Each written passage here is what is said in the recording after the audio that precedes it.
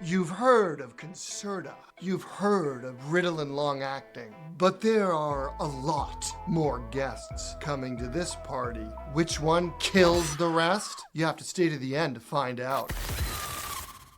I'm Jonathan Murphy, and tonight we're solving the methylphenidate mystery. There's nothing paranormal about this class of ADHD medication, and every bit as stimulating as Vyvanse and Adderall XR. When prescribing a methylphenidate-based medication to one of my patients, they can become downright frightened out of their wits. Will it work as good? Will it treat my ADHD? If Adderall XR or Vyvanse have you literally shaking in your seat, methylphenidate could be the medication you've been waiting for. But beware of spirits. Alcohol and methylphenidate do not mix well. Anything more than an early evening glass of Chardonnay will have you waking up the next morning feeling hellish from a hangover that's worse than a cosplay from Night of the Living Dead. Let's meet our guests. Guest number 1, Concerta. OROS pump technology. Laser drilled hole, water pressure in your gut, sucks the medication out. The longest lasting methylphenidate medication of all the ones that you take in the morning. The adult starting dose is 36 milligrams. If a patient needs to change off the 36, I usually just switch to something else entirely. There are lower doses available, 18 and 27 milligrams, but if you need one of those, you might just do better with a non-stimulant option.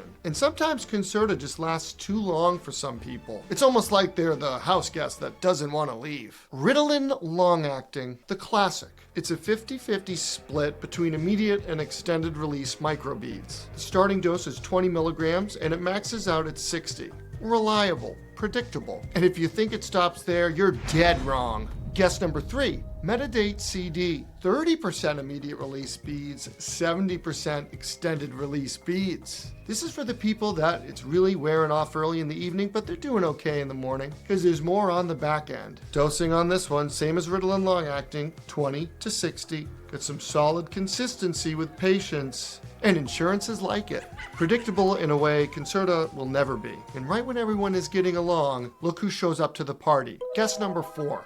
Aptensio. This medication sometimes just feels a little pretentious. Why? Well, probably not in stock at your local pharmacy, and insurances don't like it too much either. But if you have the right energy, you might manifest it into your medication regimen. 40% immediate, 60% extended. Looking at duration, you can compare it to Ritalin and Metadate. It's that niche medication that you've probably never heard of. Guess number 5, Jornay PM. This nightly capsule is no Nosferatu. The alchemical compound is synthesized into a capsule that undergoes various stages of gastric decomposition before finally arriving at the area of absorption. So beautifully grotesque. So you take it at night, about 8 p.m. let's say. You can adjust after that. But I never have a patient say they notice anything uncomfortable, and it seems to wear off pretty good in the evening. From 20 to 100 milligrams, there's a lot of room to find the right dose. It would appear someone has arrived uninvited to the party.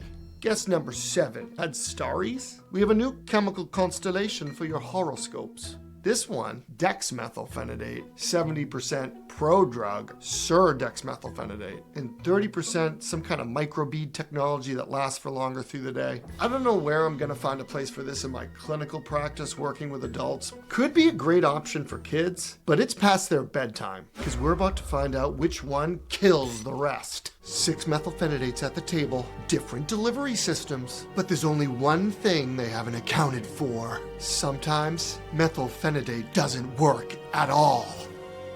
Focalin XR? What are you doing here? It's the medication that nobody on the internet searches for. Dexmethylphenidate, a more potent version of methylphenidate. Starts at 5 milligrams, goes all the way up to 10 in increments of 5. Less side effects, greater therapeutic benefit overall. I'm sure you're probably wondering, well, if that's the case, why don't you prescribe Focalin first all the time? Because we haven't accounted for the most monstrous and terrifying creature of them all, your insurance company. They usually don't want to cover it first line. And that's why it appears to me, Concerta is the methylphenidate that kills the rest. Wait a minute, it's an impostor! It's generic Concerta. This is the killer of successful treatment. Make sure if you get prescribed Concerta, the generic comes in the OROS technology, not some generic knockoff. For about half of the adults that I treat for ADHD, methylphenidate is a great option because there's nothing spooky about trying a medication or two to get the right fit. So that's it for our methylphenidate matinee. Hopefully moving forward, finding the right medication won't be so